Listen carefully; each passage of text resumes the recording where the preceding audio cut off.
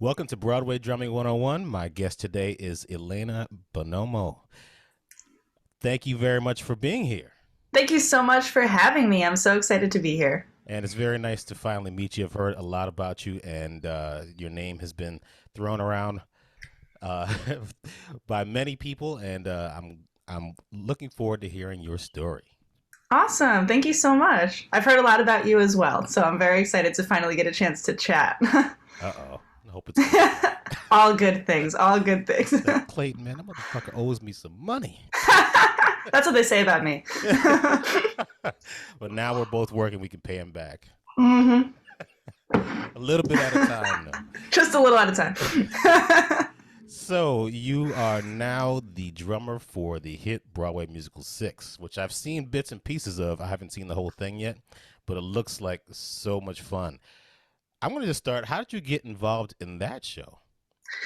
Well, yeah, Six is a super fun show. I absolutely have a blast playing it every night. And I first became involved when we did the show in Cambridge at ART, and that was in the summer of 2019. I think we did about a 2 month run there at ART. What And is A- then, what is ART? oh, sorry, it's the American Repertory Theater, part of Harvard University in Cambridge. They have a lot of shows that do pre-Broadway or early regional runs there. Like Waitress actually started at ART. There's a new musical called 1776, like a revival of the show that's going to be starting there. So yeah, it's a cool theater where they do pre-Broadway runs. So we did about 2 months there in Cambridge, and then we did another 5 weeks in St. Paul, Minnesota. That was around the holidays in 2019. Then we had a little break, and then we came to Broadway in early January 2020. And then we all know what happened after that. So we'll get to that in a minute, but you Yeah. open on March 11th? We were going to open on the 12th, March Damn. 12th, 2020. Yep. And that's the day that everything shut down. Damn. I think I remember hearing about that later, and I'm like, man, it's like not a good feeling when you're like so amped to go and you're like, oh, no, you guys aren't coming in at all. Yeah, that was intense. We found out about 3 hours before our opening night. Like, we were supposed to have maybe a 6 o'clock or 6:30 show because it's always like a little earlier on openings, and we found out at about 3 o'clock. Oh no. It was crazy. Yeah, I was getting ready for the show. I was getting my makeup done, and my parents were on their way to the city to meet me. And I was like, it looks like it might not happen. Oh my gosh, I don't know what's going on. Like, everyone's sending emails and texting each other at the same time. And finally, Governor Cuomo made the call that all the shows were going to shut down that night. And yeah, it was really intense. All right, let's talk about some good stuff. You But good said stuff first. Yeah. Cambridge, Massachusetts. Now hmm we're gonna get to that area in a minute. But you were born where? Where were you originally from? I'm originally from Westchester, New York. Oh, really? Yep, just about an hour north of the city. I grew up in Cortland Manor, which is a small town between Croton and Peekskill off the Hudson Line train. Yes. And yeah, I was pretty much there my whole life until I went to college. And what was your first musical memory? Ooh, that's a good question. First musical memory? Maybe, yeah, it's probably my grandma, my grandma Jean. She plays the piano, and she had a beautiful upright piano in her basement in her house in New Jersey. And as a kid, me and my family would go there, and grandma would just always play stuff on the piano. Like after we'd eat dinner, or we'd have a little like hangout time, and she would just play some songs downstairs. And I just thought it was so cool.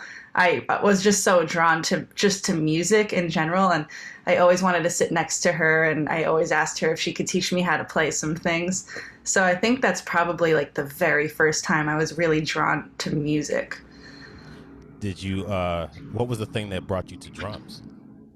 So I have an uncle and a cousin in my family who both play drums, and similar stories. They had their drums set up in their houses, and whenever we went over for the holidays or just to visit, I just asked if I could go downstairs and play them. And I just thought, I don't know why, I just thought the drums were so cool and so much more fun than the piano at the time. So I was just drawn to it. I was like, oh, this looks so fun. Can I please just try it? And, they'd teach me how to play a couple little things. And it just always felt like fun to me rather than work. Like, so, fast forward a couple of years, I ended up taking piano lessons. But my parents, like every other kid, my parents always had to force me to practice. Like, okay, Elena, get your 20 minutes in. Come on, go downstairs.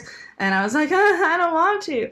But then eventually I ended up getting a little more serious about the drums. And I actually wanted to practice because it didn't feel like work. It just felt like fun. So I think that's, even to this day, what keeps me drumming. It's just always fun for me. They bought you a drum set? Yes, I got a drum set for Christmas when I was about 9 years old. Was I it didn't a I didn't think I sonar? was gonna get it. No, it was actually, well, yeah, it was like a little more than just a kid's drum set, but it wasn't like, a professional drum set. But it was perfect for little 9-year-old me, and I didn't think I was gonna get it.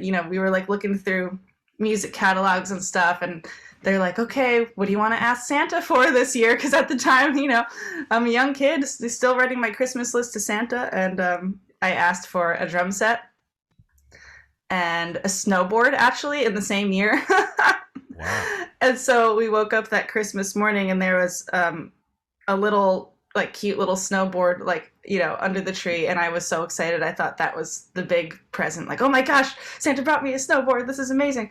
And then we went downstairs. My family used to set up a little like nativity scene for Christmas. So Christmas morning, we put little baby Jesus in the manger. So we went downstairs to go do that, and there was a drum set set up. That's so cool. And it was just the best surprise. I had absolutely no idea that was Really? happening. No idea. Wow. Yeah. I think they have it on video too. Like, that would be a really fun thing to dig out to see my reaction to getting a drum set for the first time. But it was just so amazing. My mind was blown, and I just like ran to it and started playing, and Really? I just thought it was the coolest thing ever.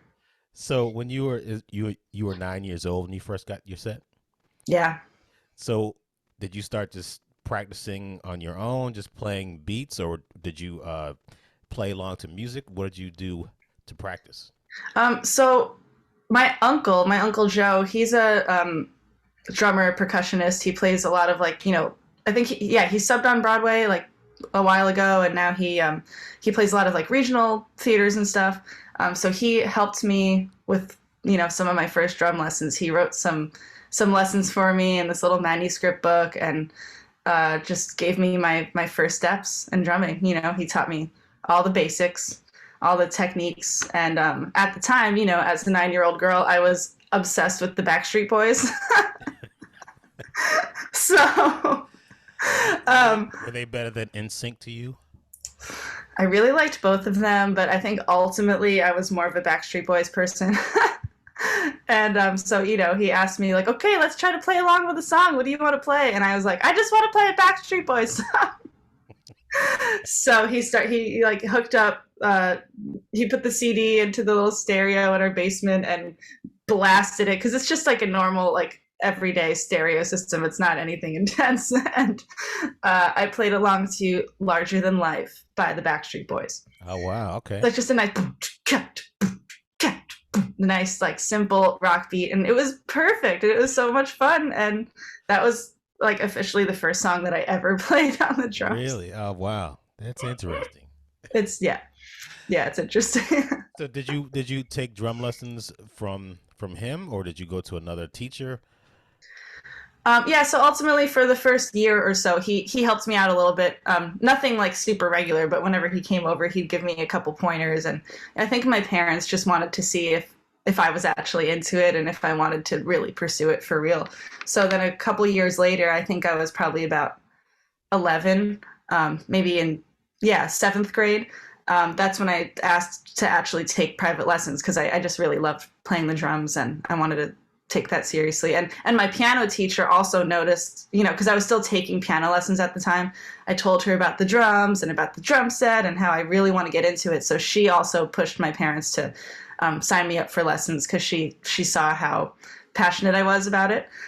So we ended up finding a teacher that was recommended by my middle school band teacher. He was a local teacher that taught everyone. And I stayed with him for a couple of years, all throughout high school. Whatever happened to the snowboard? The snowboard. I gave that up real quick. Yeah, no, it wasn't. It wasn't my thing. That thing stayed under the Christmas tree and pretty much. We used it in the backyard. It was like a toy snowboard. It wasn't something I could really take, on the mountain. But we did it in the backyard as kids, and it was super fun. But ultimately, I ended up skiing a little bit more throughout my childhood. I wish I could go back to that, but now I'm a little bit too scared. I want to ask you about that because I want to. Well, put it like this: I don't like the cold weather, but my girlfriend loves snow, and I want to find out what Tahoe is like because she's like, you got to see, I got to take you to Tahoe. You can be around the Lake Tahoe and go to the mountains and go on, to a ski resort, but I don't want to ski because I don't want to twist my knee. Yeah. Or anything like that. I mean, has that happened to you at all? Luckily, I've never been injured while skiing, but I was doing that in high school. I think the last time I went skiing, I was probably like 18 or 19, okay. And I haven't gone ever since because just now, as an adult, especially with a career in drumming, I'm just a little bit too scared that I might hurt myself because I've heard a lot of horror stories about people getting injured on the mountains. But at the same time, you don't have to go really fast. You don't have to go on the crazy hills. So you can absolutely do it in a safe way. I don't know. I'm still a little scared. Maybe I'll go back to it at some point. Are you good at it? I used to be. Really? You were on the diamond slopes? I was doing the diamonds. Yeah. It was super fun. We used to go to Vermont every winter. My uncle has a house up there, so we used to go to Killington Mountain with my cousins, and that was super fun. But yeah, I just don't really do that anymore. It's also hard to find the time to do that. Take a weekend to drive 5 hours to Vermont and spend the money and go skiing. I don't even have ski gear anymore, but I do miss it. I really enjoyed it when I was younger. Did you skateboard at all? No, not at all. That was definitely too scary. I used to rollerblade. I really enjoyed rollerblading when I was younger, maybe like 8, 9. You don't do it anymore? Not anymore. No. Would you want? It would be an interesting sight to see me on roller skates now, rollerblades. Could you go backwards and and do all the dance steps that people do? Oh no, I wasn't that good. I just liked to go fast. I just wanted to like zip down my driveway and into our street because I thought it was fun. So you were taking lessons in junior high, and then you went to high school, and you play in any musicals back then? Yeah, so when I was in middle school, so I was in 7th grade, I actually played for my very first musical at the school, which was Anything Goes. And my teacher, she gave me the actual drum book for Anything Goes, and I was probably 12 at the time. I had been taking lessons for like a year, maybe. So I brought that book to my teacher and also to my uncle who plays for shows. So he was able to help me out and give me some pointers. I remember running the show at his house, which was super helpful. And I knew how to read music at the time just from taking piano lessons and from playing in the school band. I played percussion in the school band, and we also had a jazz band after school that I was in. So I knew how to read music, and it was a, pretty big endeavor to take on a whole musical as a kid. But my teacher trusted me, and I was able to do it, and it was a blast. Did you play in any kind of Backstreet Boy cover bands in high school? Wow, that would be amazing, but no, I didn't. But maybe now I'll start with a Backstreet Boys cover band. That's like funny. you could be in the band, the band of the Backstreet Boys cover band. I don't know. I don't know, but that would be Would you amazing. would you ever have wanted to play for the Backstreet Boys? Like if you had a choice between Six and doing a Backstreet Boys in uh, residency in Las Vegas, what would you Oh rather do? wow, wow, that's deep. I don't know. I'm really having a good time playing Six, so I think I think maybe I'll stay there. It would be cool to like meet them, maybe, but no, no. I have lots of artists that I'd love to play with one day. But yeah, you know what? We're gonna add Backstreet Boys back on that list because that would just be a full circle moment. Exactly.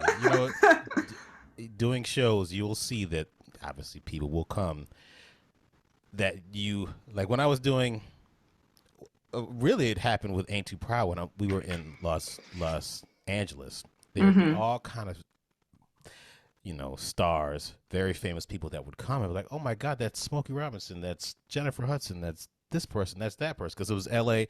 Then when in New York, there were a lot more people that came backstage, and I walked up. They were like, "LL Cool J's backstage." I'm like, "Oh my God, Oh, LL Cool J!"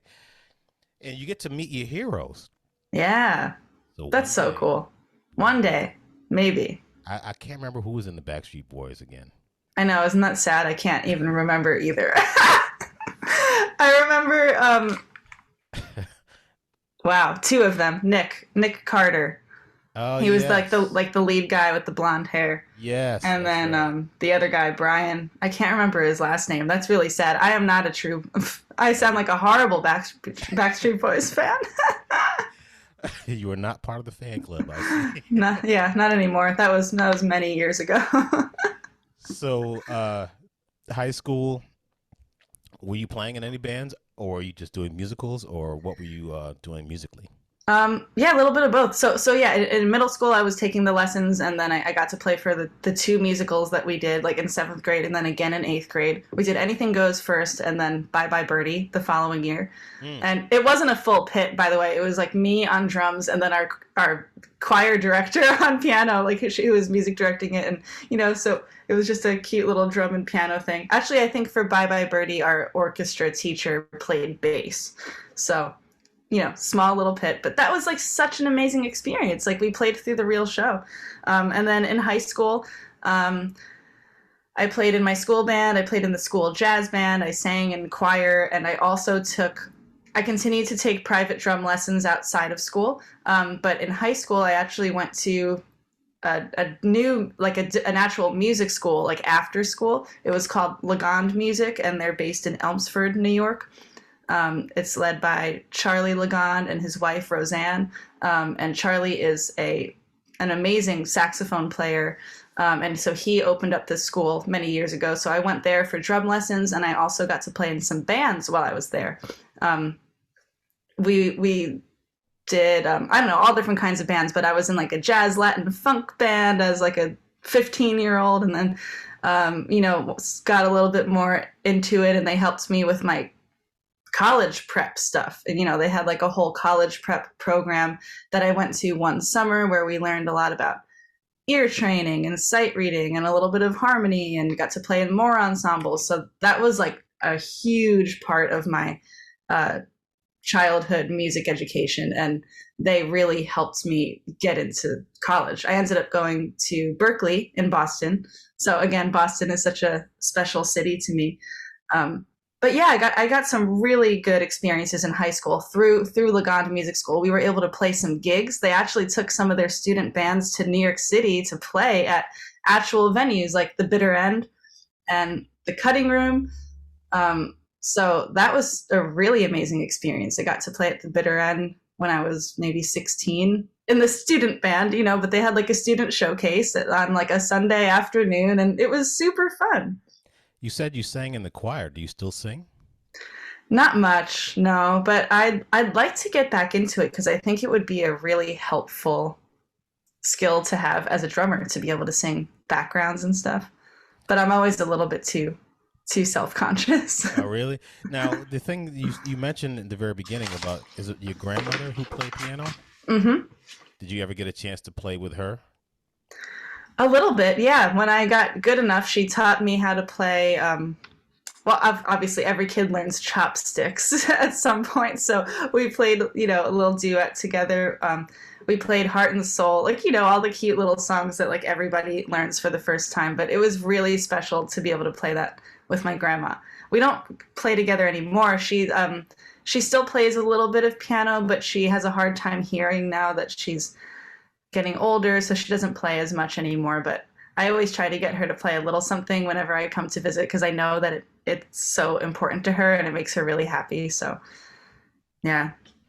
Interesting thing that I like to point out as far as people that are listening or watching, when you form a new musical, when you're in rehearsals, generally it's just you as the drummer and the pianist, music director. Hmm. Now you were doing that in high school with those two musicals, correct? Hmm. You just kind of fell into it, and that's kind of somewhat of a basis for your career now. You didn't even really kind of know it.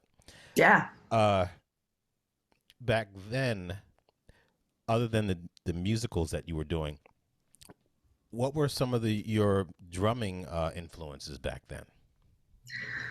Um, let's see. Back in high school, I loved listening to John Mayer, who I still love. Like John Mayer he is one of those people that I'd be like, wow, I'd drop everything to go on tour with John Mayer. That would be amazing. So I was really into him for a while, and Steve Jordan, who played drums with him on Continuum, which is my favorite, or Oh, at I least like one of that. my favorite albums of all time. So I was like really into that in high school. Uh, who else? Did you hear their? I'm sure you did that live album with Pino Palladino. Yeah. Oh Uh, yeah, the John Mayer trio, the Try album. Yeah, that was another one. I was really into that in high school. that first song, I think it's the first song on the record. Uh, can't remember what song it is, but Steve Jordan just comes in with this crazy feel, and it's just the groove is just there, and he just stays there throughout Yeah. the whole thing. Yeah. He was like one of my biggest influences, especially back in high school. Like when I was taking lessons and playing in those like student bands, like my teachers introduced me to his music and I just thought it was so cool. I was just really drawn to his style, like just groove the whole time and I loved it. So I would play along to a lot of songs that he was on with John Mayer because I, I loved John Mayer. So yeah, he was a big part of my early drumming education. And who? Steve Jordan, John Mayer. Who? Yeah, I also I really loved Jamiroquai when I was in high school. I played along to a lot of their stuff. Um, and then also just some of the more like rock things. Like in high school, I really liked Paramore. Oh yeah. So I played along to some of their songs. Um, Maroon Five, I was really into Maroon Five as a kid. Played along to their whole first album, Songs About Jane. I was like loving that. Um, but yeah, I think I had a pretty wide spectrum of styles that I liked, because I was also really into jazz. Like I was studying jazz a little bit at Lagond, getting ready to prepare for school. So they introduced me to some jazz stuff like, early Miles Davis and John Coltrane. And that's when I got into Max Roach and Philly Joe Jones. And they had me transcribing, some of their solos and, like, okay, listen to this song and this trading floor passage, transcribe this whole thing, and like that was super fun. So I was really into just a little bit of everything. What made you decide to go to Berklee?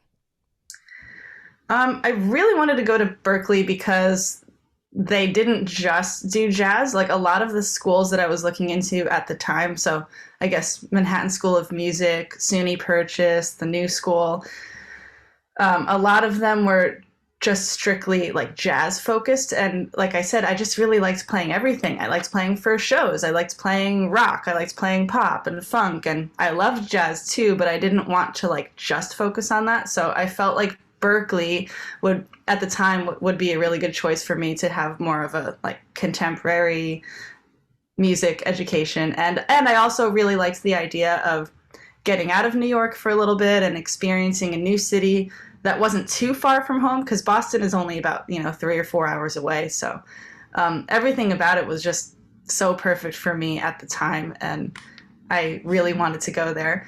So luckily, I did the audition, and they helped me a lot. All my teachers at school helped me a lot to prepare for it. But I ended up getting in, and it was the most exciting day ever when I got that email that I got in. Kenwood Denard was one of your teachers there? I actually never got to study with him, but he was there while I was there. He was in some of my like jury performances. And in my later years at Berklee, I definitely had to perform in front of him a couple of times, which was very nerve-wracking.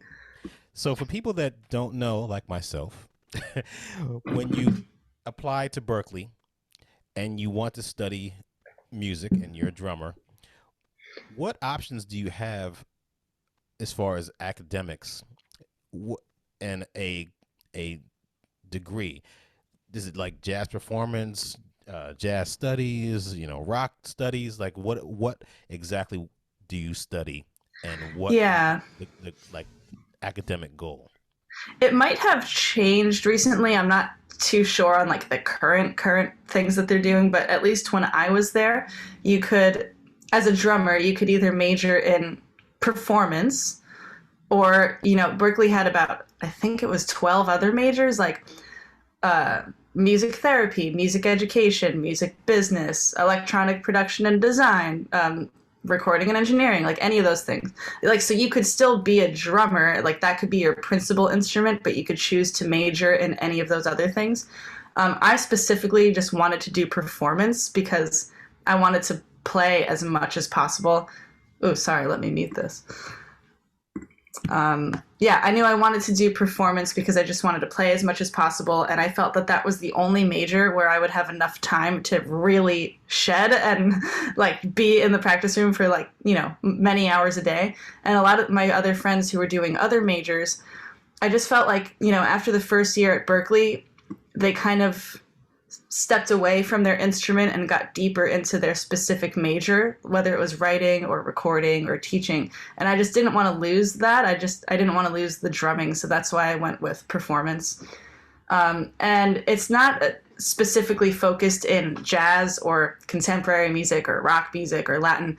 It's just kind of an overall, like you can kind of choose what you want to do depending on who you decide to study with, and which ensembles you decide to play in.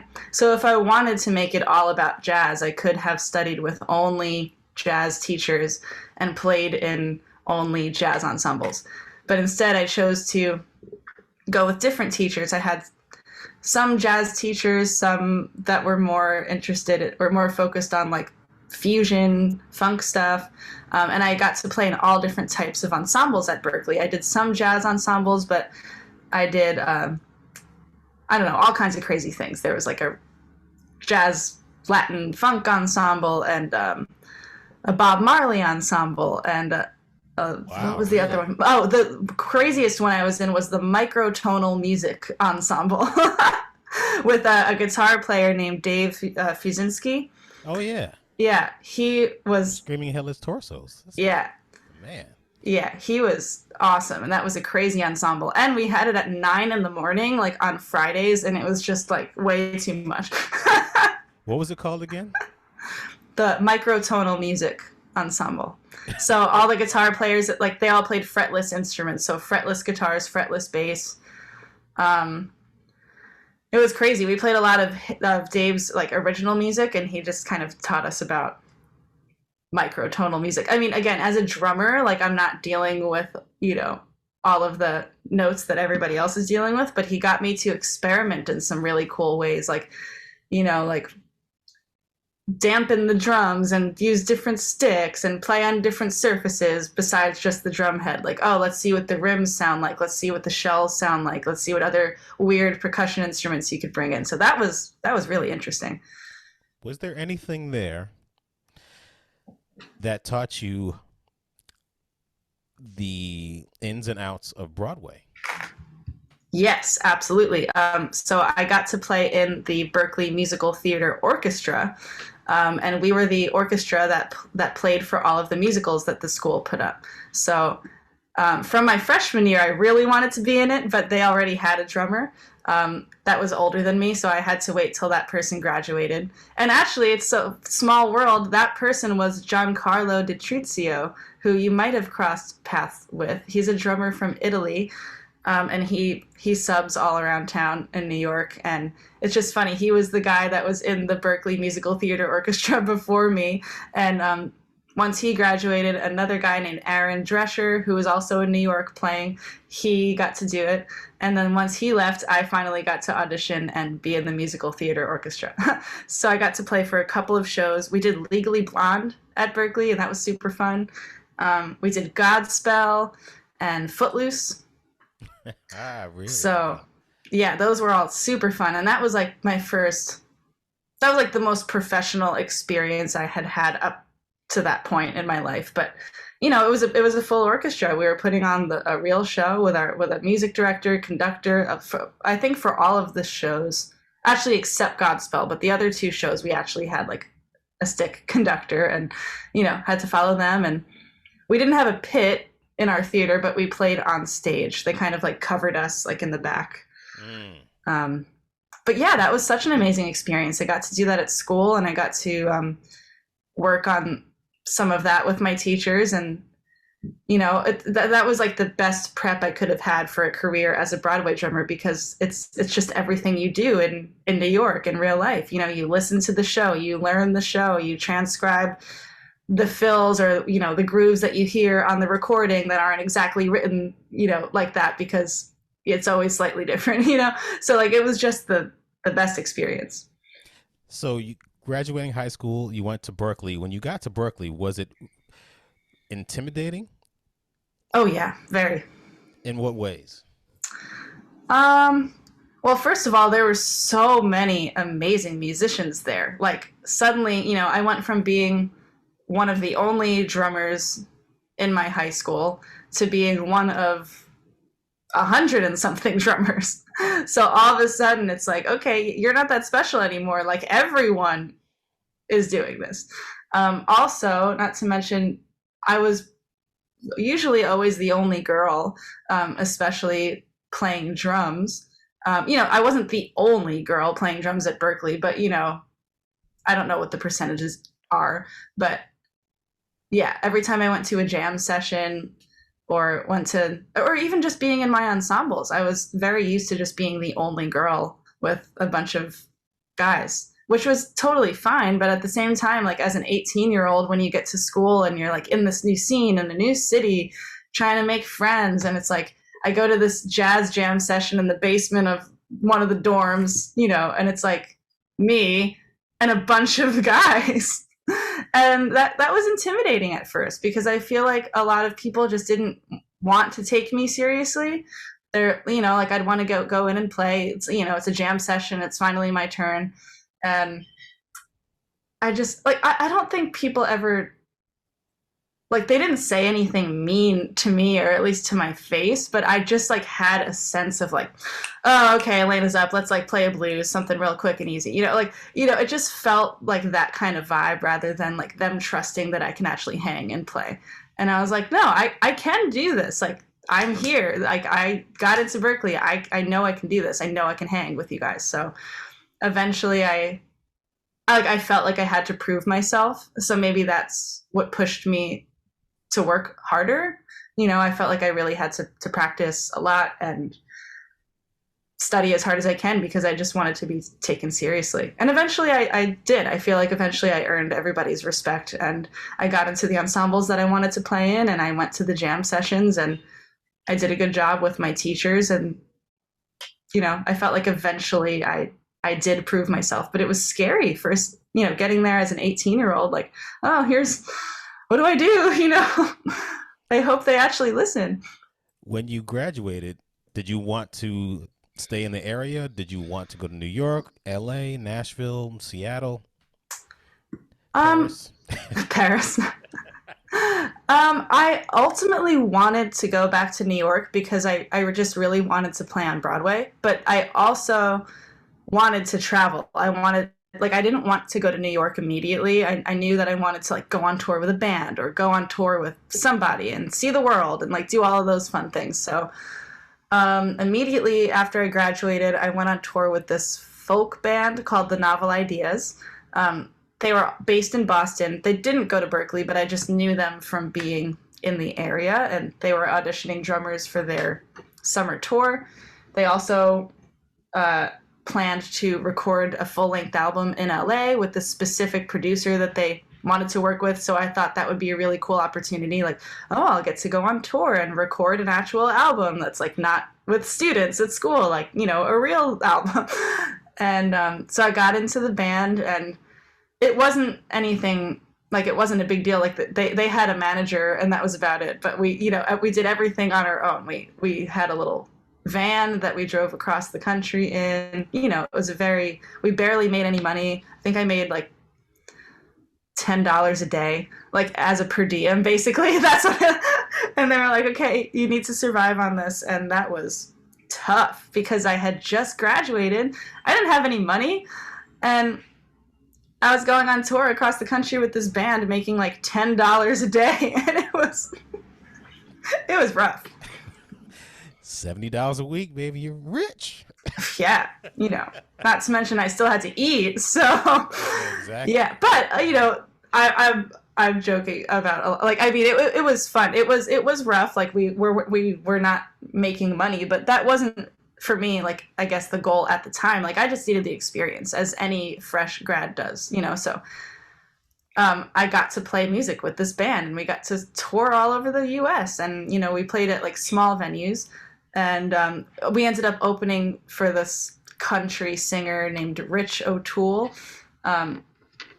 I don't know his level of fame now. Like, I honestly haven't listened to him since I was in that band.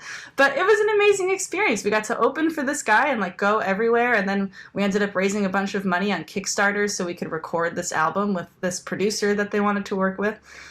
His name is Rick Parker. He worked with a band called Lord Huron, who we were all big fans of. So we got to go to LA and we recorded this album. We were in the studio for like 2 weeks, and that was such an amazing experience. And that was my first time seeing LA and seeing the whole country. And yes, like, you know, we weren't really making money, but it was so fun at the time, like just living out of our van and sleeping on hotel floors because, you know, we only had enough money to get one room for 5 people. we couldn't even split it up. So it's like we had 2 people per bed and then 1 on the cot, you know, like it was intense, but it was a great experience overall. All right. During that time, what was your favorite cities? Or what were your favorite cities? At the time, I really loved Austin. It was my first time traveling through Austin, Texas, and I just thought that was so much fun with, like, you know, all the food trucks and all the live music. Like, that was just amazing. I really loved it there. And I also loved LA, you know, seeing the Hollywood sign and recording in our studio, and also lots of really good food in LA too. I'm a big foodie person, so whenever I'm on tour, I'm just like always thinking about restaurants that I can try. I also really love Chicago. Again, for the food, I had to try deep dish pizza, and, you know, I got to do that for the first time when I toured with the band in Chicago, and that was a blast. Did you go to the Wiener Circle? Do you know what that is? I don't think so. The Wiener Circle, I think it's called the Wiener Circle. It's a hot dog restaurant. But you go in there, and if you don't order like quickly or the right way, they will yell at you. It's basically it's typical hot dogs, but they have this shtick where these black women are behind the counter and they're like, "Are you ready to order, motherfucker?" And they curse you out. Oh no! Funny. I'm gonna send you a video of their thing. It's a Chicago, like, legendary place, but it's not really a foodie thing, but it's more of an experience thing. But I was going to ask you if you like New York pizza as opposed to Chicago pizza better. Yes, 100%. Really? I'm a true New Yorker. Although, no, I appreciate deep dish. Like, I appreciate it and I enjoy it, but I just feel like it's not pizza. It's like lasagna. Kind of. It's like... There's a place in Soho that my daughter, who is a big foodie too. She's in culinary school at the Oh, moment. cool. She brought me down to this place called, I think it's, I don't know, it's Soho Pizza. It's like it's thick. It's just in on the square sheets. I don't know if you've been there yet, but that's really good pizza. I'll have to Yes. add that to my list. Yes, New York City pizza is good. And there are times where I don't really like pizza that much, but there are just times where I'm like, I just want a slice of pizza. Yeah. Do you have a favorite slice in New York? Ooh, I don't know if I have a favorite slice, but I have a favorite like pizza place in my neighborhood actually. It's called Tofino. It's like a Neapolitan style pizza place Mm. and it's amazing. It's my favorite. Like that's my favorite type of pizza, just like, individual Neapolitan like wood-fired pizzas. It's the Mm. best. I could eat that every day. Do you have a favorite food? I know this is not part of drumming, but Uh, I'm just curious. yeah. No, honestly, like the second part of my identity is food. Like people know me as like Really? Elena the drummer and Elena the foodie. Mostly with Italian foods. Like everyone knows me as the person that like either always eats pasta or always brings pasta or cooks for people and you know. Um so yeah, I would say lasagna. Definitely one of my favorite foods. It's So just, it's just so hearty. It's so good. what you know, every time I speak to a musician or a person in general, I the more I find out, the more interesting they are. Yeah. And I go off on tangents. So in the future, the last person I spoke to, we had like a thing where I said, "Well, tangent alert." I'm just gonna Oh put it no. up there. Tangent we're, alert. yeah, we're gonna go Pizza. off going to go off on a tangent here. So tell Yeah. me what got you into becoming a foodie and cooking and just learning about different foods. What was the thing that piqued your interest? Hmm. I don't know like specifically what got me into it, but I don't know. I've always loved food. Like I've always loved trying new things. I was never a picky eater. Even as a kid, my parents were giving me like linguine and clam sauce, and I was like, yes, love it. Give me more. I ate coffee ice cream as a 6 year old, like because I loved the flavor of coffee, and my parents let me have it. But I don't know. I've just always loved it, and in high school, I got to go to Italy for the first time. We did like a class trip there when I was about 16, and that I think that changed my life. I just loved everything about Italy. The food, the culture, the coffee, all the things that you can see, all the history. Like it was amazing and it was just so inspiring to me and I just loved everything about it. So I think when I came back home, I was like, "Oh, I'm so interested in learning more about food and about the Italian culture because it was just so inspiring to me." And my family is Italian.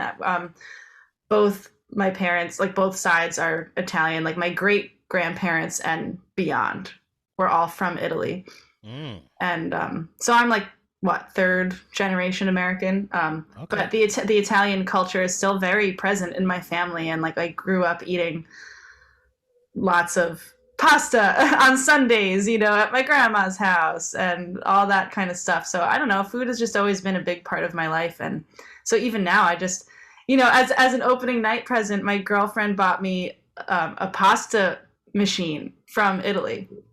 And I was like, that's the coolest gift ever. And during the pandemic, we ended up making some pasta together because that was like for the opening night that never actually happened in March 2020. Wow. So yeah, we got to make pasta together, and I don't know, during the pandemic, like we just cooked so much food, and it kept me alive. So if somebody gives you a bottle of ragu, you look at it and then you just throw it on the ground and say no. Exactly. I said, no, what is this?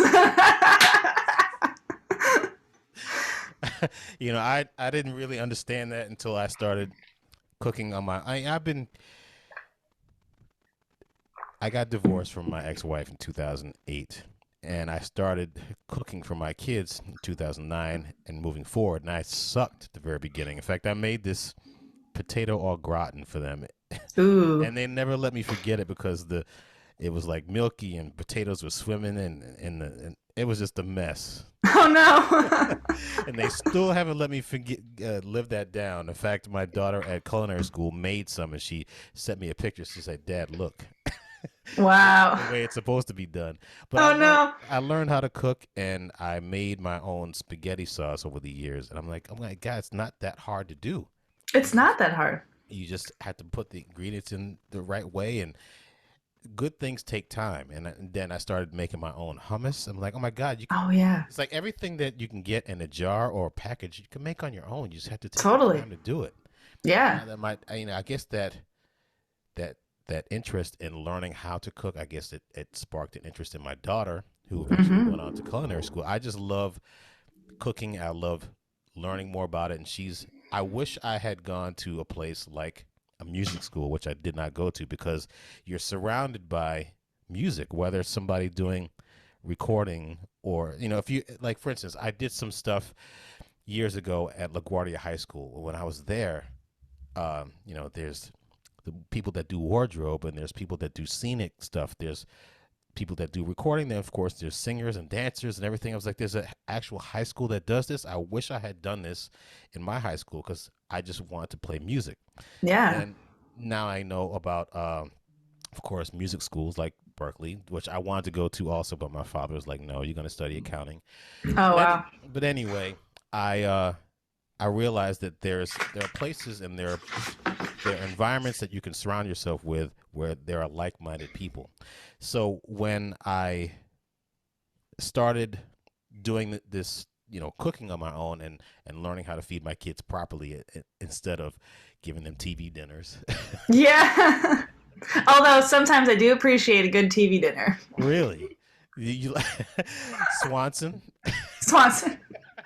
Well, as a kid, sometimes my mom gave us just like kids cuisine. It like came in the blue box, and I really liked the fried chicken. Oh, I don't know. really? It was like a treat every time I got to have like fried chicken TV dinner. I don't know why. That sounds so sad, and I probably would not eat that ever again. But as a kid, it was like, wow, I get to eat this fried chicken TV dinner. It's the best. There were, when I was a kid, they had TV dinners, and there was like the dessert was in the top. They had different compartments. Oh yeah, it was like that in the kids' cuisine too. So weird. You just put it in, and everything's done. It's like, ugh, all preservative and stuff. But anyway, Yeah. so Italy. Going back to the food thing, we're gonna get back to drumming in a minute. I'm sorry. Tangent break. It's not Tangents over. are important. My daughter went to Italy for her 16th birthday with her mom. Now, I don't know what happened with them. I don't know why she didn't come back like most people do. Like, they went to church in Italy and they're sold, but she didn't come back and say she didn't have the same feeling that I had when I went to Paris with my girlfriend Mm. in 2018. They were like, when you go to Paris, you're going to be blown away by the food, and it's so true. And I hear the same thing about Italy. It's like Yeah. the food in Italy is just everywhere you go. It's just fantastic. Um, It's just so much different there than it is here. Like everything just feels like it's better, like just better quality, which it probably is. It doesn't just feel like that. Like it is actually better quality.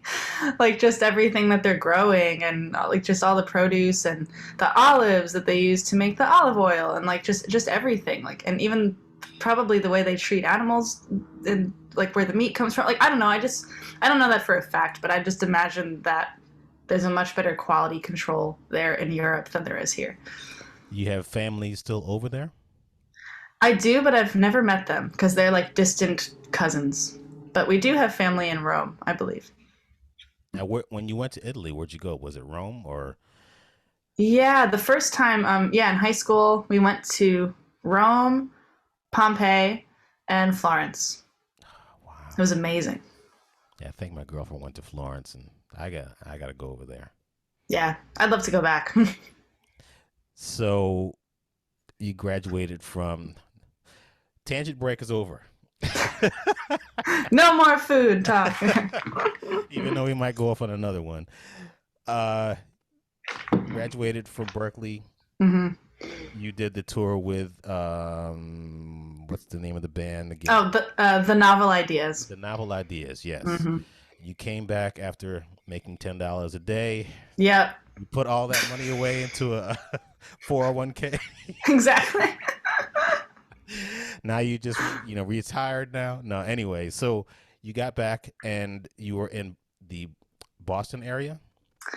Um, what happened after I left the band? Oh, well, so basically, I decided to leave the band. Like they were going to continue. They were going to do some more touring and and stuff. And I was just again, I was like, I love it. It was an amazing experience. I don't know if this is for me because I had been with them for maybe about 8 months at that point, and it was an amazing experience. But it was for me, it wasn't super sustainable because we weren't really making money.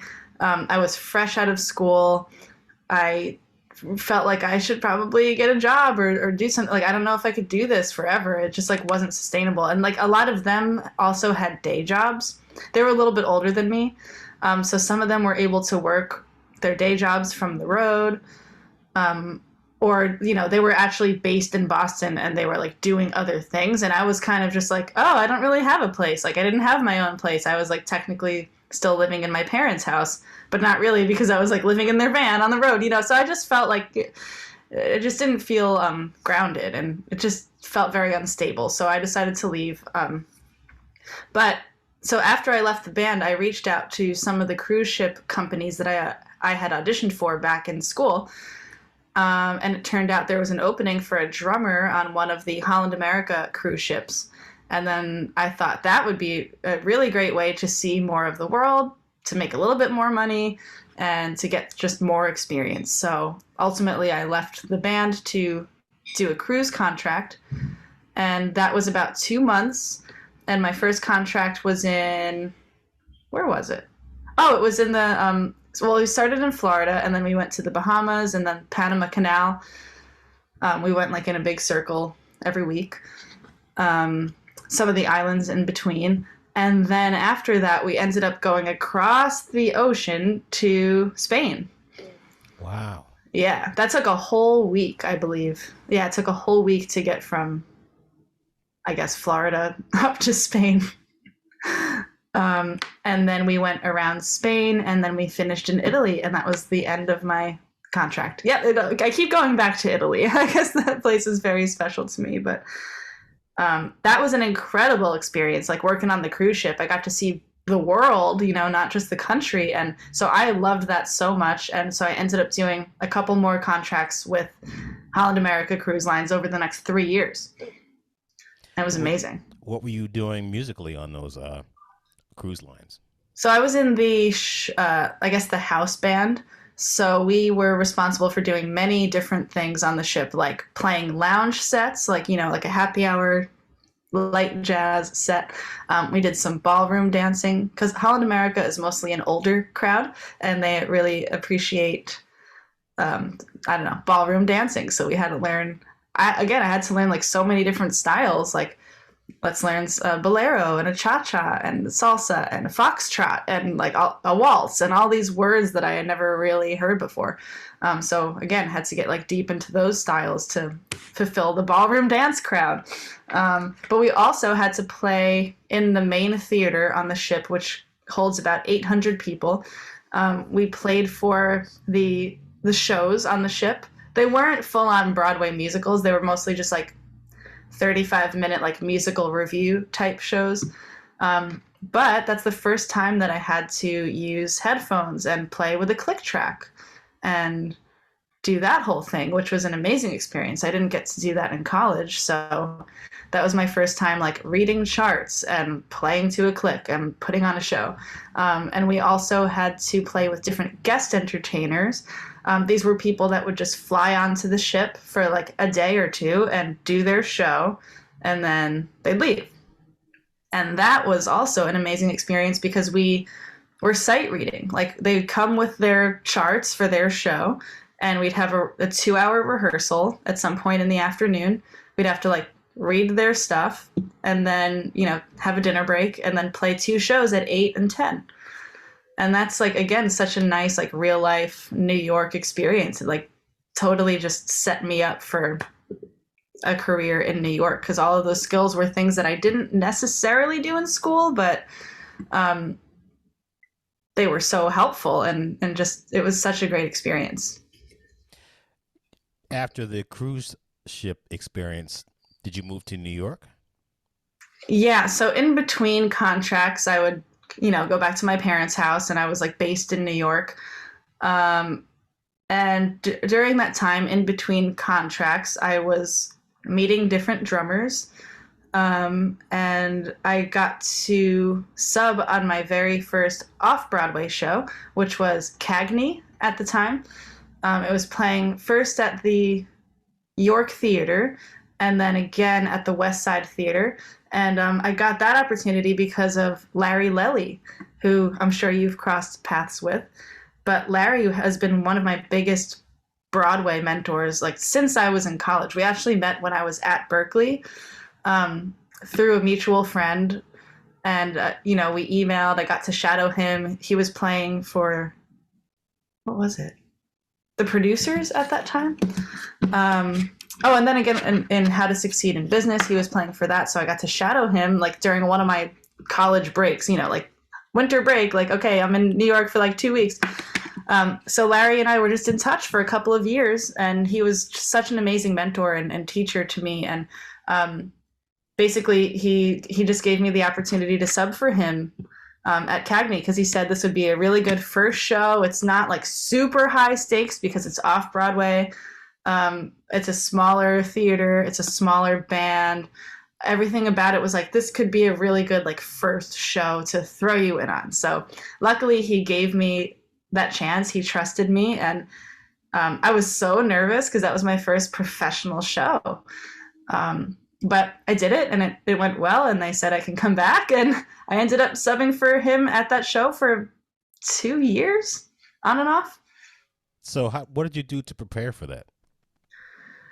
So, just like what everyone does when they shadow a show, like I went to shadow him many times, probably at least like 4 or 5 times, especially because it was my first show, and I wanted to make sure I was playing it exactly like him.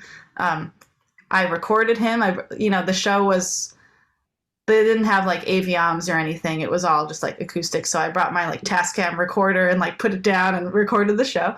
He gave me a copy of the book. I listened to that recording and studied it for, I don't remember the timeline. It must have been at least a month, probably 3 weeks or a month. And I just practiced, and I transcribed all his drum fills, all of his little things that he did, like little accents and little just tasteful things that weren't necessarily in the music, but things that he just did because I wanted it to sound exactly like him. And I knew the show in and out. I wanted to make sure that I knew every single thing and that I wasn't like unclear about any section. So once I got to that point, I knew that, I'd be ready to sub. And I got to play the first show. And it was awesome. Again, it was like so nervous. I couldn't believe that it was like my first professional gig. And I probably messed up some things here and there, but ultimately it went well enough for them to invite me back. And it was amazing. It was just so much fun. I talked to a couple of people, and as you know, it's incredibly stressful subbing a show, whether it's Broadway or off Broadway. Yeah. A friend of mine said it's like a 2.5 hour heart attack. Oh, yeah. I relate to that. Another friend said that it's the most stressful thing he's ever done in his entire life. Now, for me, it was my second most stressful thing. I don't want to bring it up again, but Family Court was way up Oof.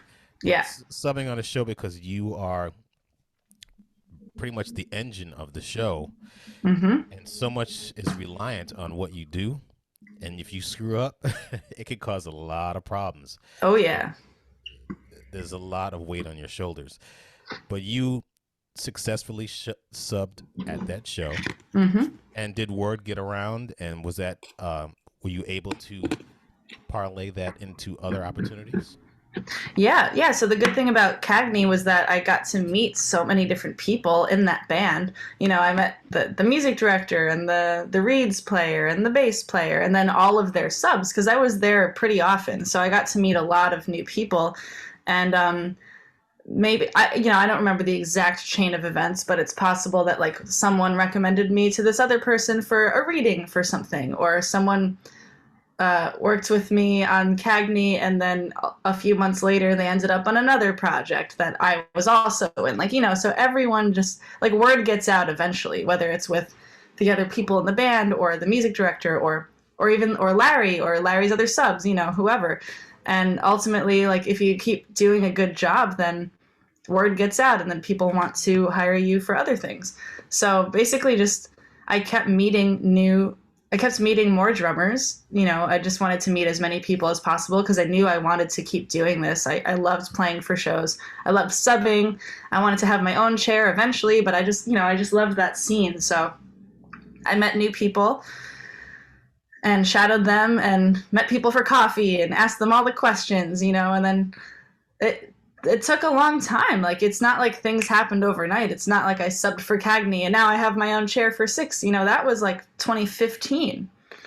And now it's 2021. So basically, in between when I first subbed for Cagney and now, it was just meeting people and playing for workshops and taking every gig and playing cabaret shows and meeting different artists and different music directors and trying to do a good job on all of those things, because you never know who you're going to meet, right? Like, you never know who's going to be on that gig, whether it's with you in the band or someone that's in the audience watching the gig. You just never know who you're going to cross paths with.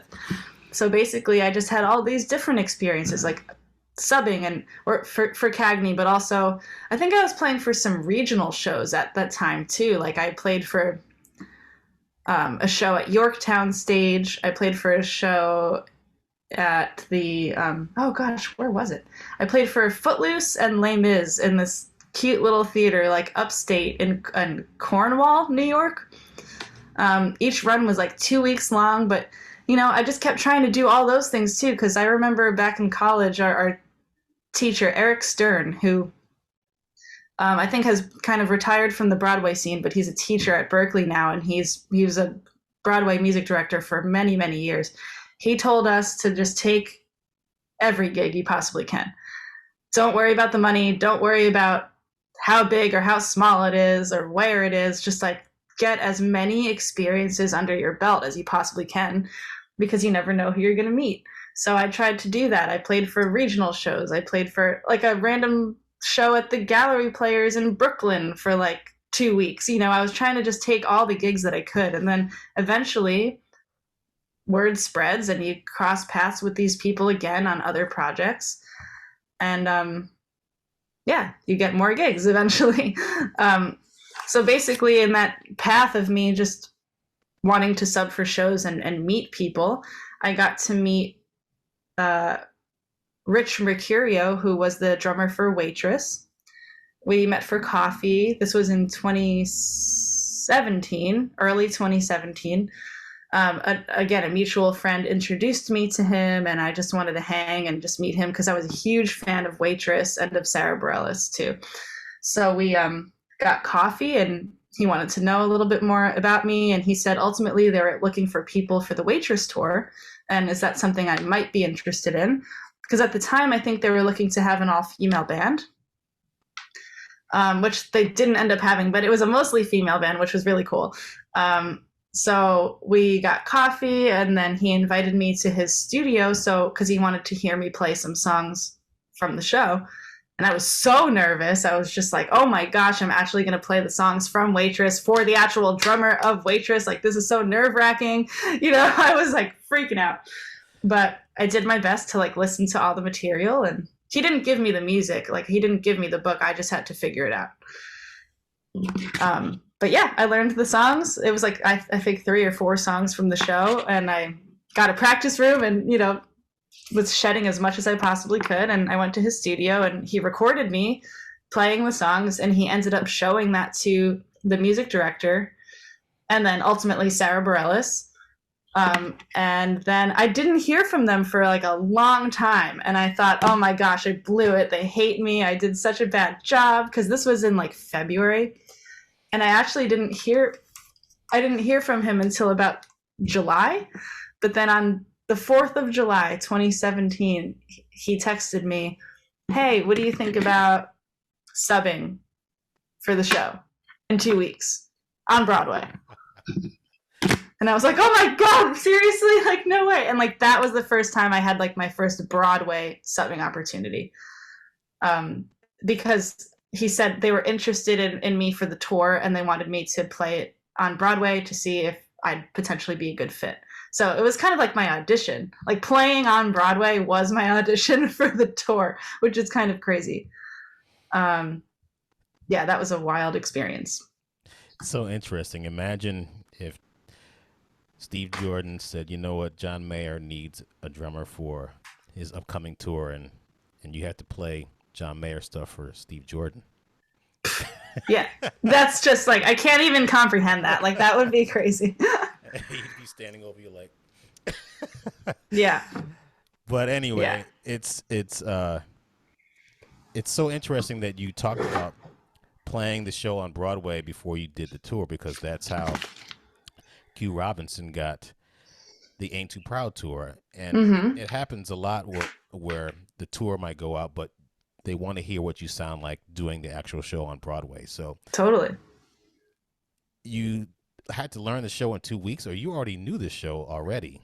So, luckily, just from being a fan of the show, I was already very familiar with the music.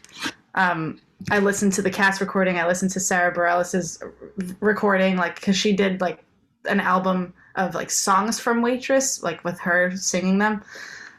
So I was really familiar with the songs from the show. I just didn't know, like, I at that point didn't have the drum book. I didn't know like the intricacies of the show. So once I knew that I was going to be subbing for it, he sent me the music.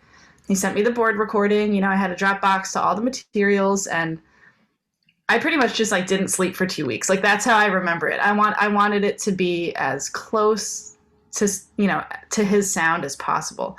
So again, I just like transcribed everything that I possibly could. All of his drum fills, all of his little intricacies, everything, and practiced all the time. Like, I had gigs, like I was gigging that week too, and like, you know, I was busy, but I like after the gigs I went to my rehearsal space and practiced Waitress for like 2 hours. It was just like one of those, you know, I feel like this always happens, like everything happens at the same time. Like, you wait your whole life to play on Broadway, and it happens to be the same week that I'm playing for like a nymph show, like a reading of a new show, and then also like a concert at Green Room 42. Like, everything happens at the same time. So I was like, how am I going to do this? But yeah, I ended up learning the show, and I practiced as much as I could, and I got to play. I remember it was a Wednesday, July 17th, because that date was just so special to me. I'll remember it forever. And yeah, I got to play 2 shows that day. He put me in for the matinee and for the evening. Wow. And my parents got to see it. They were Oh, so that's cool. excited. Like, everyone was so excited. Like, oh my gosh, you're finally making your Broadway debut. This is amazing. And it was just a blast. It was so much fun. And I got to meet Sarah Bareilles like that day. Well, I got to meet her before that while I was shadowing the show. I forgot to mention that, of course, I was shadowing the show like many, many times. And actually, by this time the summer came along, Rich wasn't playing because he was on a leave of absence. Like, he was on tour with Little someone, Steven. probably, or potentially Idina Menzel, but I think it was Little Steven. So Eric Halverson was taking over his leave. So Eric actually helped train me, um, you know, for the big day. And he was so helpful and so amazing. And I got to shadow Eric a bunch. And yeah, I played the 2 shows that day, and I guess it went well. And they offered me the tour, When which did the was t- amazing. when did the tour go out? The tour went out in September. So it was about like 2 months after that. So we started rehearsals in September. Okay. And then we left late September. How long did it run? So the whole tour, the first national tour, ran for almost 2 whole years. Wow. I was on it for the first 13 months. I wanted to stay at least a full year to, like, you know, put in the work and say that I did a Broadway tour. And it was so amazing. And again, just like such an incredible experience being able to travel all over the country and play music that I really love. Like, I love Sarah Bareilles' music. I love the show. But after about a year, I kind of felt like I kind of want to go back to New York and like be on the scene again. Like, I don't know if I wanted be on the road with the same show for another full year. Like for me at the time, it just felt like I would get more out of coming back to New York and being on the scene here. So that's what I did. I chose to leave, and I think for me it was the right decision because I was able to come back to New York, and I ended up playing for an off-Broadway show. Which was actually really cool because I got to like originate the book for an off-Broadway show this time around, which I had never done before that. So that was a really great opportunity, and that was for a show called The Hello Girls. We did that. That was at Prospect Theater Company on 59 East 59th. So I got to originate an off-Broadway show, and we ended up recording a cast album and all of that, just like, it was just such a great experience. I was so glad I got to do something else like in town. But playing on tour with Waitress was such an amazing experience. I made so many great friends that I'm still in touch with to this day, and they're still some of my best friends. And it was amazing. So the Hello Girls, I looked up a little bit of that. That was a story about women in World War I, World War II. Yeah, it was about the women who were telephone operators in World War One. Ah, wow. Yeah, so they were communicating and translating and plugging in, the switchboards and plugging in all the wires and stuff. And yeah, they were like the first women telephone operators in World War One. So the musical is about them and their journey, and it was really fun. The music was completely different from Waitress. It was more of like a traditional Broadway, like old school type of sound, but with some modern twists to it. Did that run for long, and did that lead you to the next show, off-Broadway show, I guess, A Strange Loop? Yeah, so the Hello Girls, it was a limited run. It ran for about 2 months. It did really well. Like it had really good reviews and good responses. After that, we recorded the album in about February, I think, because the show closed in December. We recorded the album in February. I played for a workshop of a B-52s show, like in January. At this point, I was like just trying to get back into the scene, like because I had been away for a year. So I'm like, okay, I'm going to do all these different things, and luckily, people were hiring me. So I did. Yeah, that workshop. And then as I was on that workshop, I got the call from the contractor at Playwrights Horizons, who was putting the band together for a new show called A Strange Loop, which ended up happening from May through July of 2019. Yeah, which feels like last year, but also there's that whole pandemic year in between, Yeah, so basically in between the Hello Girls and Strange Loop, I was just freelancing, playing different like one-off gigs like 54 Below or Green Room 42, or doing like a 2-week workshop of a show, like things like that.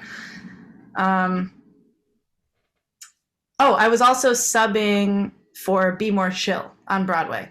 Marcus Walls, correct? For Marcus. Yep, he's amazing. So I was learning his book while I was getting ready for Strange Loop, and I got to sub there while I was on Strange Loop, so that was exciting. But yeah, Strange Loop again was like very successful. It had really good reviews. We were sold out every night. It was such an amazing experience, and it was a limited run. It was only going to run for the summer. They weren't trying to extend it. But yeah, we got to record that cast album at some point during the summer, so that was super exciting. And I one of my best friends was in the band with me, so that was really fun too, like that we got to work together every night. Yeah, it was a really, really great time. So what is A Taste of Things to Come? A Taste of Things to Come. Oh, totally forgot about that one. That was another show that I got to sub for. Kind of around when I was doing Cagney. Barbara Merjan, she's this amazing drummer that I got to meet. How did I meet Barbara? I think she's from Ossining, which is very close to where I grew up. So again, a mutual friend kind of put us in touch, like, oh, you guys should connect. And we connected over coffee, exchanged info, and hung out a little bit. And she ended up asking me to sub for her for that show. So that was like kind of around the same time as Cagney. And another workshop I was doing at the time called Chick Six, which is now it turned into a new show called Super You, the musical, which I've done a couple of workshops for, and they're trying to bring that to Broadway. I don't know when that's going to happen, but that's just a cool project that I've been involved with for the last couple years. So everything was kind of like happening at the same time. This is all in 2019. So Taste of Things to Come was actually, I think, 2016. Okay. And the early workshop of Chick Six was 2016. Cagney ended up going through like the rest of 2016, and then early 17 was when I met Rich and got to start Waitress, and then the tour was 17 and 18. You know, Hello Girls was end of 18. Strange Loop was 19. I'm like thinking of it like a timeline of my calendar. Like, how did this all work? Right. And then 2019 is when things started rolling with your current show, correct? Yes. Yep. So that pretty much happened right after A Strange Loop. The contractor in Boston at the American Repertory Theater was looking to put together the band for the show. And they wanted an all-female band because we were on stage, and the show is an all-female cast too, which is pretty unique. So that contractor reached out to some of her connections in New York, and I was actually shadowing a show at the time, and then that drummer recommended me to the contractor because I happened to be right there, and then he was like, oh, yeah, great, yeah, call Elena. So that was amazing, and she ended up hiring me for the gig in Boston, and I left New York for the end of the summer and got to do Six for about, 6 weeks or 2 months, something like that. It was so fun. And that's pretty much how I like started with this whole Six journey. Because luckily they kept me along for the ride. We did the next regional run of the show in St. Paul, Minnesota at the Broadway Theater. And then it came to Broadway. When did you start rehearsals in Broadway? We started rehearsals for Broadway in January 2020. Oh, man. Yeah. And we started our first previews, like dress rehearsal, first previews and around Valentine's Day, so like February 14th, 2020. And then we had up until March 12th, because that was supposed to be our opening night. We had about 5 weeks of previews, and then we were going to open on the 12th. And then the pandemic struck.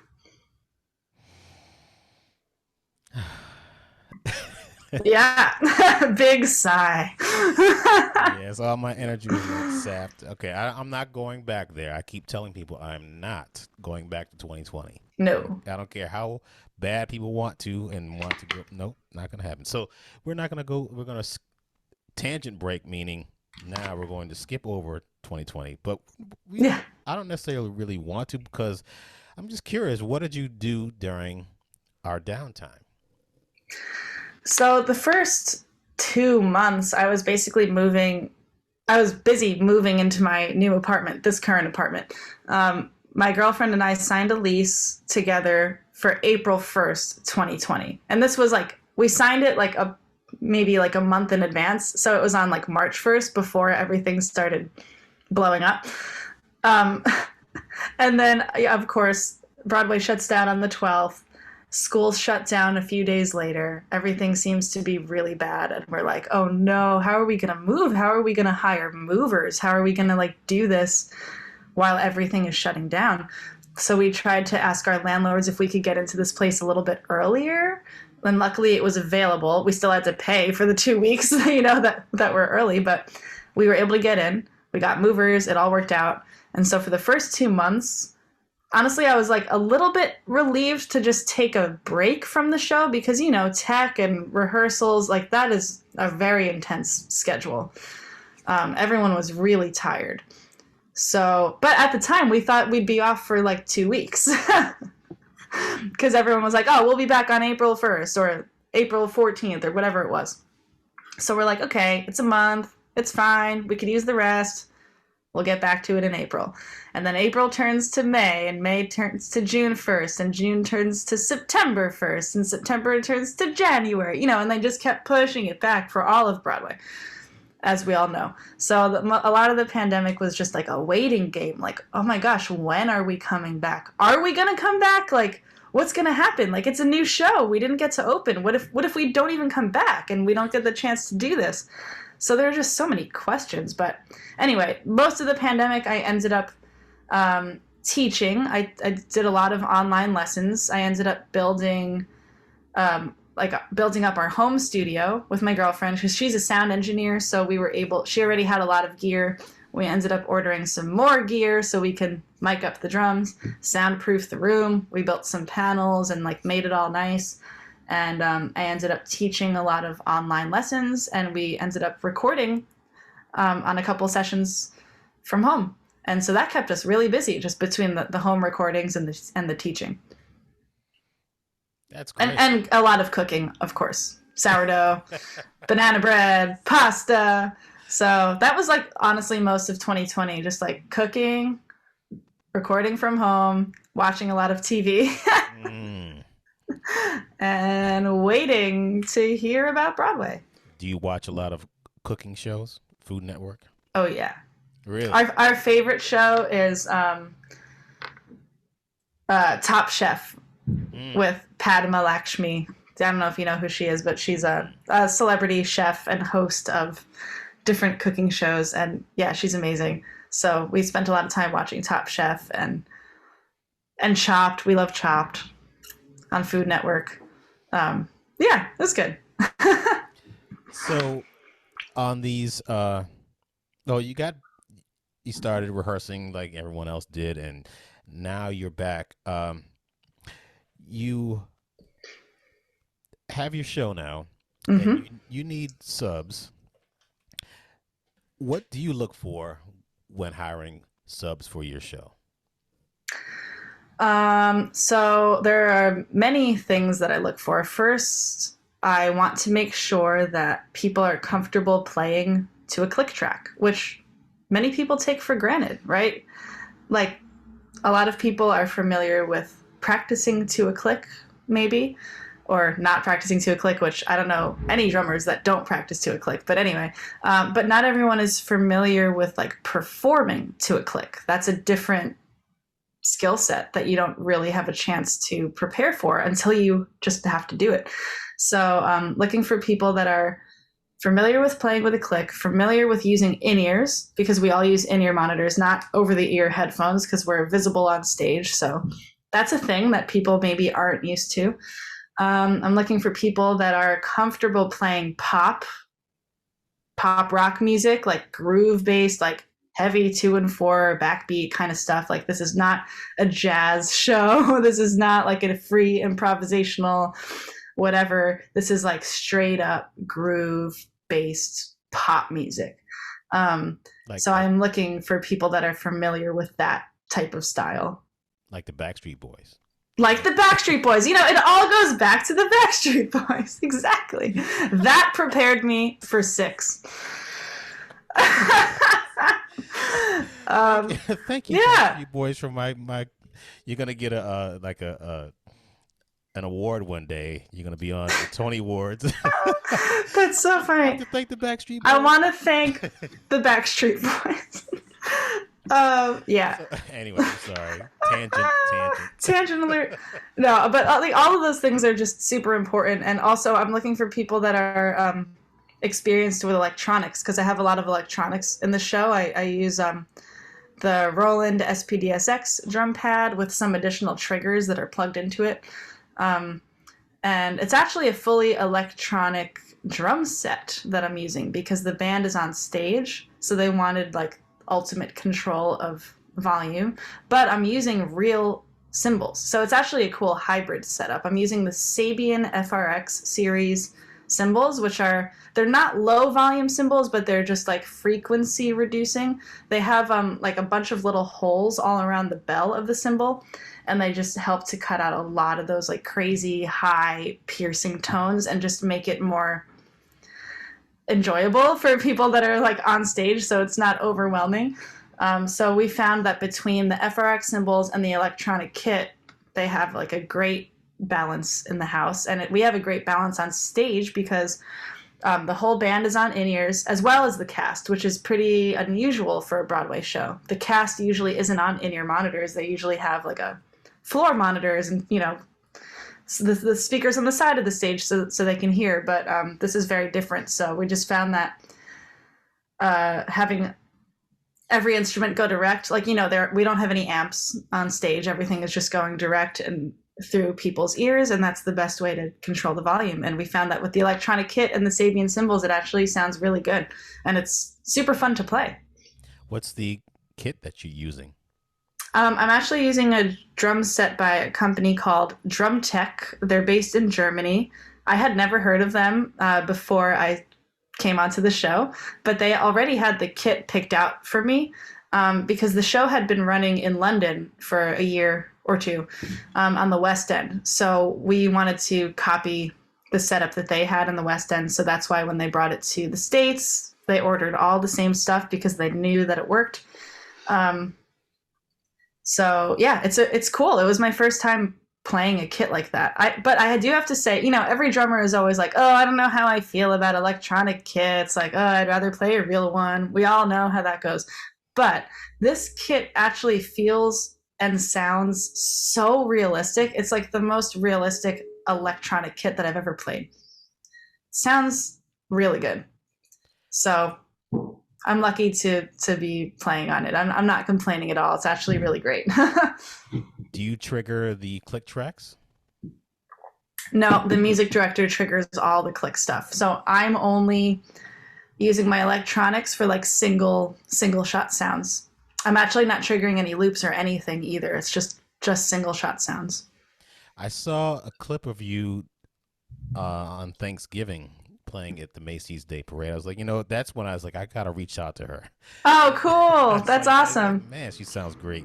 Thanks for watching. Were you playing that kit there? Or was it just a kit that they rented and they put heads over it? Yeah, that was actually just a rented kit because we were outside. Like, no one knows what the weather is going to be that day. So they rented a silent kit, which is similar to the one I have in the show. Like, I have mesh heads on it because it's electronic. So they basically had mesh heads on it. And they called them video cymbals, which I've never used before. They looked like real cymbals, but if you hit them, they actually just sound like plastic. It sounded like just nothing. And they felt really weird too because they're a lot heavier than normal cymbals because we weren't actually playing live. Everything was pre-recorded for the parade. So like we recorded the audio in a studio like months ago. We recorded the stuff that we were going to play for the parade and the stuff that we were going to do for any other TV appearances like The View and Good Morning America. We pre-recorded all that stuff. And then they recorded the vocals. And then for the parade, we were basically just miming for the whole thing. So we had a click track. We had the track in we had to wear our in-ears. And I was like physically hitting the drums because nobody wants to see me air drumming. That would look a little ridiculous. But I was miming along to what I had already recorded previously. Have you ever done something like that and forgot exactly what you played? Well, the good thing about Six is that like I recorded exactly what I play in the show every night. So like I had a pretty good idea of all the little things that I do. But that has happened before, like at other like video shoot situations where I'm like playing along to somebody else's track or to my own track that I did months ago. And I'm like, what did I even play? So yeah, that's definitely happened. I'm so sorry. I just want to grab my computer charger because it is running a little bit low. Okay. I will be right back. Yeah. In fact, let me pause this. I'll be right back too. Okay. Sounds good. All right. Oh, you go ahead. Okay.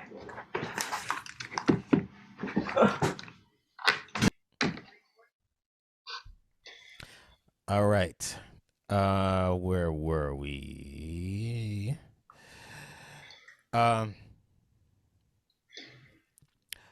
What advice would you give to someone that's interested in doing what we do for a living? They want to play drums on Broadway. What advice would you give? The first thing I would say is to go reach out to people whose careers you look up to. So for me, that was reaching out to other drummers that are playing on Broadway. So go reach out to Broadway drummers or, New York City gigging drummers and talk to them and, just see if they'd be willing to meet you for a cup of coffee or see if you can go shadow a show. Now in the COVID age, we have some more restrictions these days, so it might be hard to actually go shadow somebody's book because of all the testing requirements and stuff. But you never know who might be down to just meet you for a cup of coffee or have a quick 30-minute Zoom chat or something. It just doesn't hurt to reach out to people. And, and before you meet them, I would say do a little bit of research on that particular person so you have a little bit of context and things to ask about and things to talk about. So you're not just like, tell me everything, just like show them that you actually care about who they are and about what they do, and then ask them about their experiences. And it's cool that, everybody has a different story and a different path. And I feel like that's something that helped me grow as a musician, just from meeting all different types of people. And it's like one person's story helped me with this part of my life, and another person's story helps me with this part of my life. And you just never know what you're going to learn about people. So I think that's one of the biggest pieces of advice, is just go meet people and learn from them. Another thing I would say is, especially if you want to be a Broadway drummer, I would say get comfy on as many styles as possible. Because on Broadway, as you know, there are shows that have many different styles just in one show. And you never know what you're going to get asked to sub for, or you're going to get hired to play on. So if you went to school and only studied jazz, that's great. But if you want to play on Broadway, you're probably going to have to play a lot of other styles besides just jazz. So make sure you're familiar playing as many different things as possible. And I think you'll be more set up for success as a sub and as a player in general. You use Yamaha drums, Sabian, Vic Firth, and Remo. Yes. These companies, did they come to you, or did you go to them? I think for the most part, I went to them. I met a lot of them at NAMM. I went to NAMM a couple years ago in LA, and I got to meet some of the A&R people from companies that I was super interested in. We exchanged cards, we exchanged info, and I think for a lot of them I had some mutual connections, which always helps. So some of my colleagues were able to introduce me to the A&R people from Yamaha, Vic Firth, and we got in touch and they offered me a deal, which was super exciting. That's great. Yeah. That's so cool. Interesting thing is that you're not using Yamaha, Sabian. Oh, I guess you're using Sabian. I'm using Sabian and Vic Firth sticks. I know it's kind of a huge bummer that I can't use Yamaha drums at my show, but it's just like this very specific drum set that they really want. So I didn't really have a choice. But I am using my Vic Firth sticks and my Sabian cymbals. Couple more questions, and and hopefully we won't go on any more tangent breaks. No worries. What kind of things should a drummer never do in a Broadway pit? Ooh, yeah, that's a good question. Something a drummer should never do in a Broadway pit. I would say never assume anything. No matter what show you're playing on, whether it's a tour, a Broadway show, whatever, don't assume anything. Always ask first. So, for example, don't ever assume that you're just allowed to go to the kit and practice and play whenever you want. Don't assume that you can just bring people into the pit to hang and watch, or bring them up to your dressing room or whatever. Never, as a sub, never change somebody's setup. Never mess with somebody's setup. That is like the worst thing you could possibly do. Larry Lelly taught me that. Not that I messed up his setup, but he taught me that is something that is super important. And as a sub, you are expected to just go in and make it work. If anything, maybe you can adjust the height of the seat, which Eric Halverson, when he was at Waitress, he kindly let me adjust the seat slightly because he was a little bit taller than me. And I was like, if I sit this high, I really can't reach the pedals. So he kindly let me lower the seat, which a lot of people will do. But, don't go around and like change cymbal heights, cymbal angles. Make sure you put the sticks and mallets back exactly where you found them. If the drummer wants you to put them on the snare drum when you're done versus in the stick bag versus on the stick table, whatever it is, make sure you know what they prefer and follow what they say. Leave everything exactly as you found it and just don't go messing with people's setups because that's not fun. Has it happened to you? No, luckily all of my subs are amazing and they leave everything exactly as I left it. I just remember there was one time where I was subbing for Cagney, for Larry, and I think I left, there was like some little trap percussion in the show, like vibra-slap and a slide whistle and like all that fun stuff. And I think I left the vibra-slap like in a different part of the table. Like I think it was still on the table, but it was like in a different section, something like that. And Larry called me and he was like, I'm not mad, but I just want to let you know, make sure you leave everything exactly as you found it. And I was like, oh, I'm so sorry. You're right. Like, I might have put the vibra slap like in the wrong part. Like, I don't remember exactly what happened, but he told me about that, and I've never made that mistake again. You can tell when you come back and something is slightly different because you're doing your show 8 times a week, and if the symbol is slightly changed, like you just know. Totally. Yeah. I can tell. Yeah. So just, don't mess with anyone's setup because it's not your setup. You're just there to sub and do a good job and like literally be that person for the night. So you don't need to change anything. But one time I had to sub, this was at Westchester Broadway Theater in Elmsford. I was subbing for Saturday Night Fever, and the drummer that was playing the show, he's a lefty. So he had a full lefty kit. So like literally everything was the complete opposite of what I'm used to. And he knew that I wasn't a lefty, and he knew that I like wouldn't be able to play comfortably on his kit. Because I think he obviously deals with this with all of his subs. Like, I don't know too many lefty drummers, so. But he did say that it was okay for me to switch things around, and the sound team already knew that, so I got there early, and they helped me just, like, switch, mirror image of everything.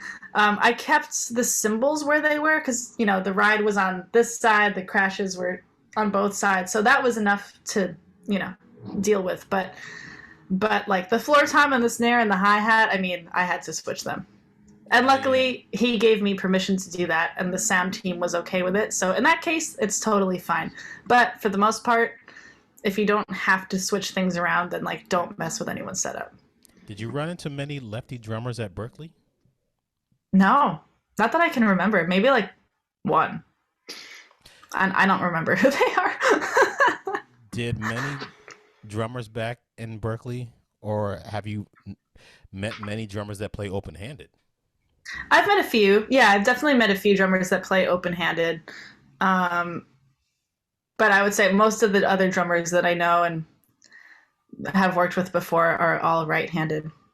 Or at least they play right-handed. Like for me, I'm actually a lefty. Like I write with my left hand and I eat with my left hand and do like small things with the left, but I play drums right-handed. I throw right-handed. I guess I'm like a little bit ambidextrous.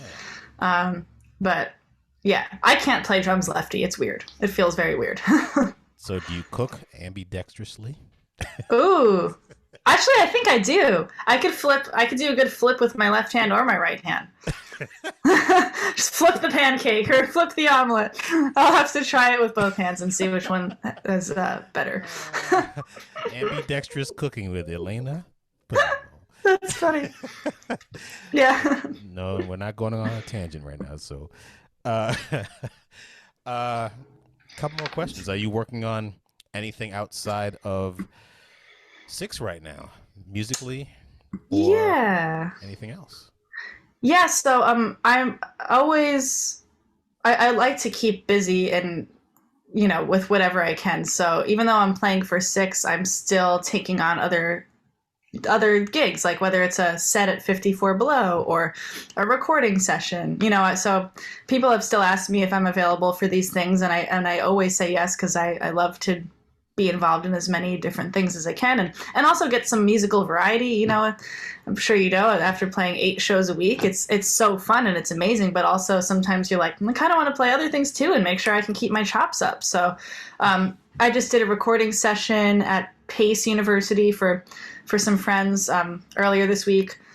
I also play in this group called the Broadway Sinfonetta.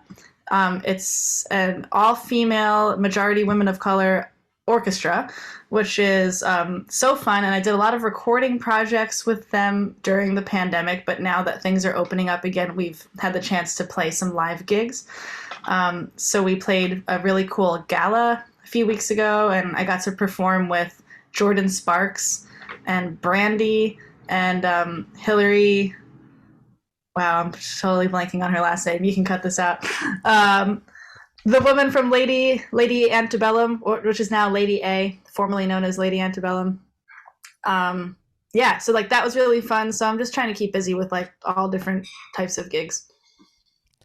I'm gonna look her up. I forgot, what's her last name? Hillary. Hold on.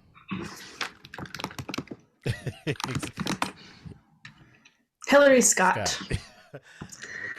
Hillary Scott. Wow, that's crazy. Yeah, Hillary Scott of Lady A. No, it was just just a quick little gala thing, and we got to share the stage with them for a couple songs, and it was super fun. That's cool.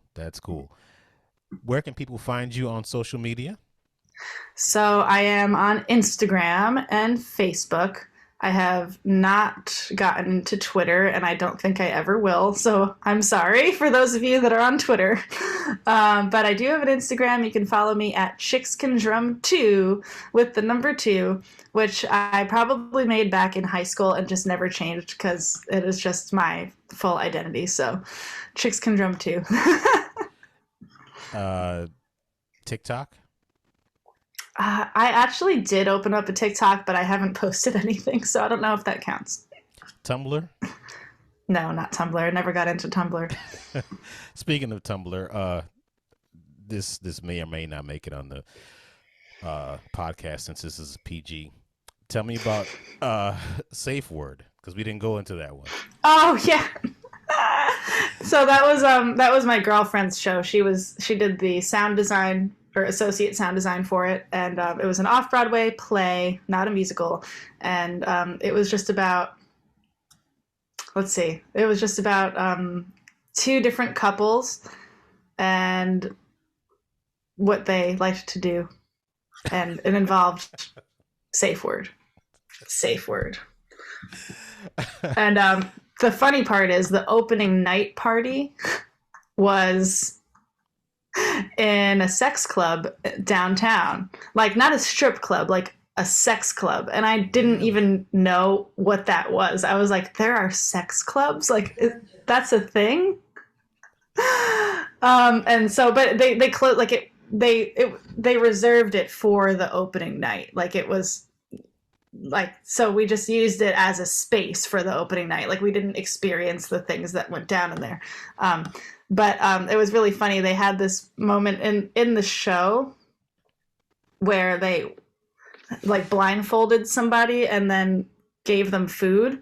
And so they used that as a thing at the opening night party, as an activity that you could partake in if you wanted to. So we all went into this room and we were sitting on chairs next to each other. They tied our hands around the back of the chair, blindfolded us, and walked around with different pieces of food, and you had to identify what they were. Really?